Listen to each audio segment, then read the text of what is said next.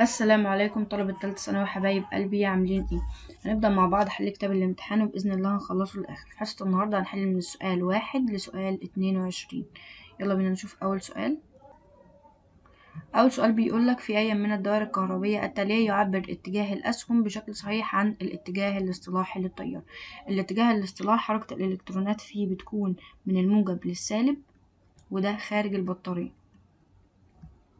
أما من السالب للموجب وده داخل البطارية. بص كده على أول رسمة، داخل البطارية من السالب للموجب فدي تمام، بره من الموجب للسالب فدي تمام، يبقى دي الإجابة الصحيحة. أما هنا من السالب للموجب تمام، بس بره من السالب للموجب فدي مش معانا. جوه البطارية من الموجب للسالب فدي مش معانا أصلا، من الموجب للسالب برضو فدي مش معانا. السؤال التاني بيقولك الشكل المقابل يمثل جزء من دائرة كهربية يمر بها تيار كهربي مستمر شدته I، فأي من الأميترين بالشكل قراءته أكبر؟ الأميتر الأول والأميتر التاني الاتنين على نفس السلك، أي على التوالي. أدام على التوالي يبقى ليهم نفس التيار، يبقى الأميتران لهما نفس القراءة. السؤال التالت بيقولك إذا كانت شدة التيار الكهربي المار في موصل 2 أمبير، فإن كمية الشحنة الكهربية المارة عبر مقطع من الموصل خلال 10 ثواني، وعاوز كمية الشحنة. الأي بتساوي كيو على التي، يبقى الكيو هتساوي ايه؟ الكيو هتساوي الأي في التي، يبقى هتساوي 2 في 10 هتساوي 20 كولوم. رقم 2 بيقولك، يبقى الإجابة رقم د. رقم 2 بيقولك الزمن اللازم لمرور شحنة كهربية مقدارها 4 مايكرو كولوم عبر مقطع من الموصل. عاوز الزمن هيساوي الكيو على الأي، هيساوي كمية الشحنة مديالك 4 ملي، يبقى 4 في 10 أس سالب 3 على 2 اللي هو الأي، يبقى هتساوي 2 في 10 أس سالب 3 سكند، يبقى هتساوي 2 ملي سكند، يبقى الإجابة رقم ألف. سؤال رقم 4 بيقولك في الشكل المقابل تمر شحنة كهربية سالبة مقدارها 2 مايكرو كولوم عبر مقطع إكس من موصل خلال 4 ملي سكند، فإن شدة واتجاه التيار الاصطلاحي.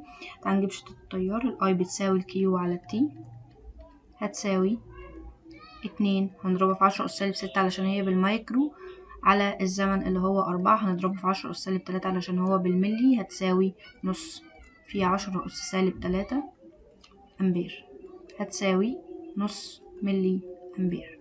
يبقى الإجابة يا إما هتكون رقم ج يا إما رقم د. بص كده على الرسمة بتوضح حركة الإلكترونات، وحركة الإلكترونات بتتبع الاتجاه الفعلي أو الاتجاه الإلكتروني اللي بيكون عكسه الاتجاه الاصطلاحي، وهنا حركة الإلكترونات من الإكس للواي، يبقى الاتجاه الاصطلاحي من الواي للإكس، يبقى الإجابة رقم د هي الصحيحة. سؤال رقم 5 بيقولك إذا كان معدل مرور الإلكترونات الحرة من السلك إكس هو 10 أس 20 إلكترون لكل ثانية، ومعدل مرورها في مقطع من السلك واي هو 2 في 10 أس 20 إلكترون لكل ثانية، فإن النسبة بين شدتي التيار المار في السلكين تساوي. هو ايه أصلا معدل مرور الإلكترونات ده؟ معدل مرور الإلكترونات هو ال N على ال T، يبقى ال N على T بتاعة السلك إكس 10 أس 20، وبتاعة السلك واي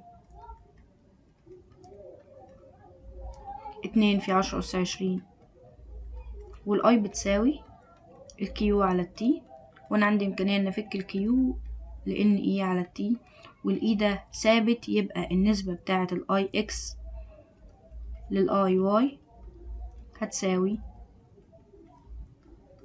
10 أس 20 اللي هي إيه؟ الإن على التي بتاعة الإكس على 2 في 10 أس 20 اللي هي بتاعة الإن على التي بتاعة الواي، يبقى هتساوي نص، يبقى النسبة 1:2، يبقى الإجابة رقم ج. سؤال رقم 6 بيقولك الشكل البياني المقابل يمثل العلاقة بين كمية الشحنة الكهربية Q المرة عبر مقطع من موصل في دائرة تيار مستمر والزمن T، فتكون شدة التيار المستمر هي. الأول هنجيب السلوب هيساوي الكيو على التي اللي هي شدة التيار، يبقى شدة التيار بتساوي السلوب، يبقى بتساوي فرق الصادات على فرق السينات اللي هي 30 ناقص 0 على 3 ناقص 0 بتساوي 10 أمبير، يبقى الإجابة رقم ب. السؤال رقم 7 بيقولك الشكل البياني المقابل يمثل العلاقة بين الشحنة الكهربية Q المارة عبر مقطعي موصلين X و Y والزمن T، فإن النسبة بين شدتي التيار المار في الموصلين. السلوب بيساوي Q على T اللي هو بيساوي ال I. السلك X زاوية الميل بتاعته أكبر من زاوية الميل بتاعة السلك Y، يبقى ال I X شدة التيار بتاعة ال X أكبر من ال I Y، يبقى النسبة بينهم أكبر من الواحد الصحيح. يبقى الإجابة رقم ألف. سؤال رقم 8 بيقولك الشكل البياني المقابل يعبر عن العلاقة بين عدد الإلكترونات إن المر عبر مقطع معين من موصل يسري بها تيار كهربي والزمن T، فيكون الشكل البياني الذي يمثل العلاقة بين شدة التيار المار في هذا الموصل والزمن T. نفهم إيه من الرسمة اللي هو مديهالي؟ نفهم إن ال N بتتناسب طردي مع ال T. هقولك إزاي. نجيب الأول السلوب بيساوي ال N على ال T، وهنا مديك في الرسمة إن الميل خط مستقيم، ومعنى إن الميل خط مستقيم يعني الميل ثابت، يبقى ال N بتتناسب طردي مع ال T، وإحنا عندنا علاقة بتربط بين ال N وال I، يبقى ال I بتساوي ال NE على ال T، دول بيتناسبوا طردي مع بعض، يبقى باقي العوامل ثابتة، يبقى ال I ثابت مع الزمن، يبقى الإجابة هتكون رقم ألف. سؤال رقم 9 بيقولك الشكل البياني المقابل يمثل العلاقة بين شدة التيار I المار في موصل وزمن مروره T، فإن كمية الشحنة المارة عبر مقطع من الموصل خلال 10 ثواني. احنا عارفين إن ال I بتساوي ال Q على ال T، وال Q هتساوي ال I في ال T، وهو مديك ال I هنا من الرسمة 5، نضربها في ايه؟ في 10 ثواني، يبقى هتساوي 50 كولوم، يبقى الإجابة هتبقى رقم د.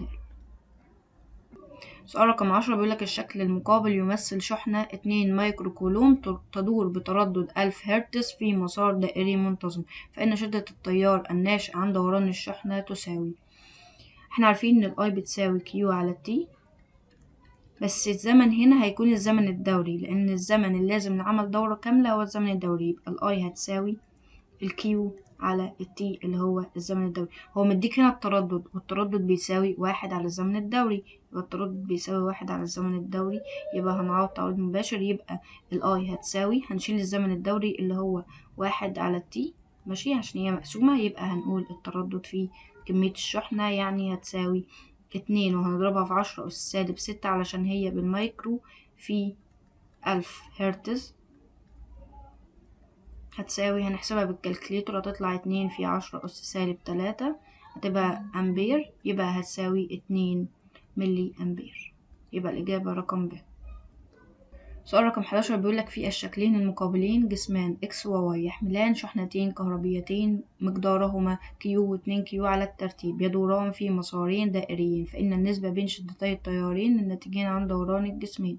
قالك لو هما بنفس التردد، تمام؟ احنا عارفين إن ال I بتساوي ال Q على ال T، وال T هنا هو هيبقى الزمن الدوري، يعني Q على ال T الزمن الدوري، والتردد بيساوي 1 على T زي ما قلنا فوق، زي ما قلنا في السؤال اللي قبل كده. قالك هما بنفس التردد، يعني ال I هتساوي، احنا هنشيل طبعا الزمن الدوري ونحط مكانها التردد، يبقى ال I هتساوي Q في التردد، تمام؟ وقالك هما بنفس التردد،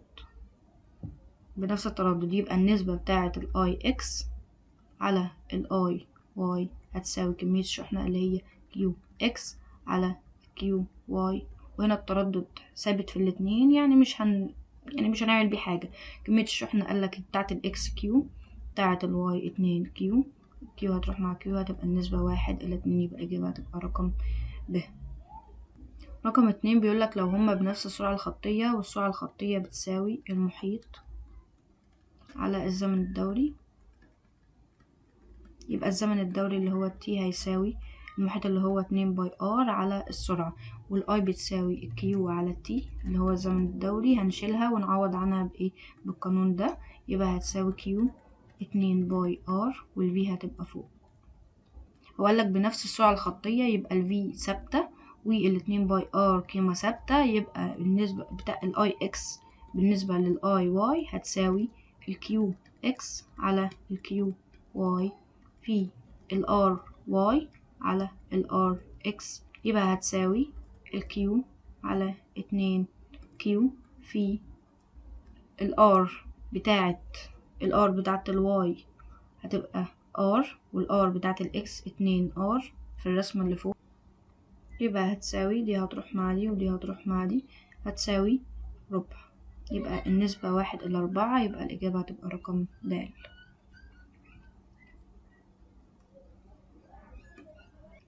سؤال رقم 12 بيقولك طبقا لنموذج بور لذرة الهيدروجين يتحرك الإلكترون في مسار دائري نصف قطره 53 أنجستروم بسرعة 2.2 في 10 أس 6 متر على الثانية، فإن شدة التيار الكهربي الناشئ عن حركة الإلكترون بتساوي.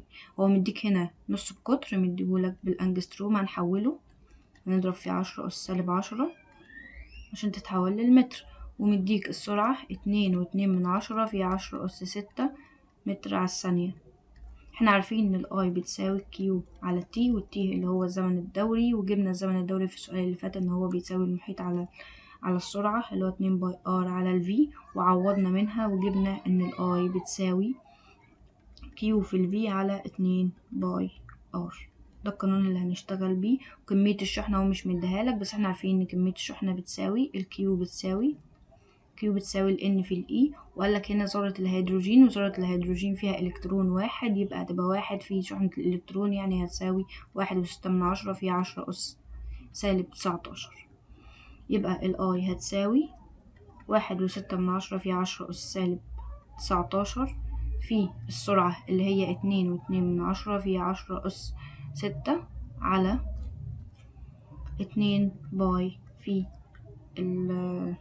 النص القطر اللي هو 53 في 10 أس -10، عشان حاولناه نحسبها بالكالكليتور هتطلع معانا 1.57 ملي أمبير. يبقى الإجابة هتبقى رقم د. سؤال رقم 13 تعتبر البطارية في الدائرة الكهربية هي مصدر الشحنات الموجبة؟ لأ. الشحنات السالبة؟ لأ. التوصيلية الكهربية؟ لأ. مصدر الطاقة الكهربية؟ يبقى البطارية هي مصدر الطاقة. سؤال رقم 14 موصل معدني يتصل طرفاه بمصدر جهد مستمر لتكوين دائرة مغلقة، فأي من العبارات الآتية صحيحة بالنسبة لحركة الإلكترونات الحرة داخل وخارج المصدر؟ حركة الإلكترونات تتبع الاتجاه الإلكتروني اللي هو بيمشي من السالب إلى الموجب خارج البطارية، وبيمشي من الموجب إلى السالب، وده داخل البطارية. يبقى خارج البطارية بيمشي ناحية الجهد الأعلى، وداخل البطارية بيمشي ناحية الجهد الأقل. تعالوا بص على الاختيارات. تهتز في موضعها دون أن تنتقل إلى مواضع جديدة؟ لأ. تنتقل داخل المصدر تجاه الطرف ذو الجهد الأعلى؟ لأ. داخل المصدر بتمشي ناحية الجهد الأقل، فلأ. تنتقل خارج المصدر تجاه الطرف ذو الجهد الأقل؟ لأ، هي بتمشي ناحية الجهد الأعلى. تنتقل خارج المصدر تجاه الطرف ذو الجهد الأعلى؟ أيوة تمام، هي دي الإجابة الصحيحة. سؤال رقم 15 بيقولك في أي الحالات الآتية يعبر السهم عن اتجاه حركة الإلكترونات الحرة المرة في المقاومة بين النقطتين A و B؟ حركة الإلكترونات قلنا إن هي بتتبع الاتجاه الإلكتروني، أي بتتنقل ده خارج المصدر. تمام، خارج المصدر بتمشي من السالب إلى الموجب، أي بتمشي من الجهد الأقل للجهد الأعلى. هنا تعالى بص كده، هي ماشية من الجهد الأعلى للأقل، فدي مش معانا.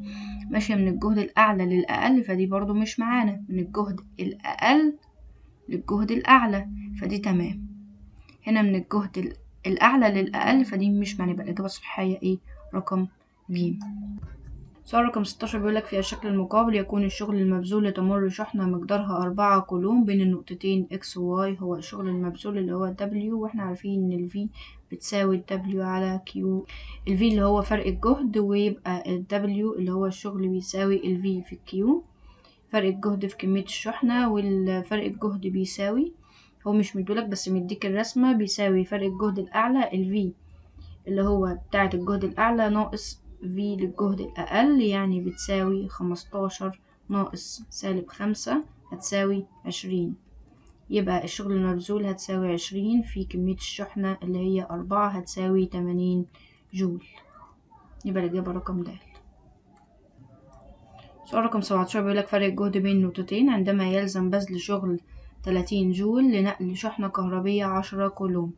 فرق الجهد بيساوي الشغل المبذول على كمية الشحنة، هيساوي 30 على 10 هيساوي 3 فولت. يبقى الإجابة رقم ب. سؤال رقم 18 بيقولك إذا كان الشغل المبذول لنقل كمية من الشحنة الكهربية مقدارها 5 كولوم بين نقطتين في موصل هو 100 جول، يبقى الشغل 100 وكمية الشحنة 5، وكانت هذه الكمية تمر خلال مقطع من الموصل في 1 ثانية. عاوز فرق الجهد بين نقطتين. فرق الجهد بيساوي W على Q بتساوي 100 على 5 هتساوي 20 فولت، يبقى الإجابة هتبقى رقم د. رقم 2 بيقولك شدة التيار المار في الموصل بتساوي، هو عاوز الآي، والآي بتساوي Q على T، والكيو مديهالك 5 كولوم، يبقى 5 على T اللي هو الزمن 1 يبقى هيساوي 5 أمبير، يبقى الإجابة هتبقى رقم ب. رقم 3 بيقولك عدد الإلكترونات الحرة المرة خلال مقطع الموصل خلال 2 ثانية. عاوز ال N كم إلكترون. ما تقوليش بقى ان الكيو بتساوي ال N في E فهتروح جايبها على طول وتقولي ال N بتساوي الكيو على ال E، لا غلط، هو هنا غير الزمن.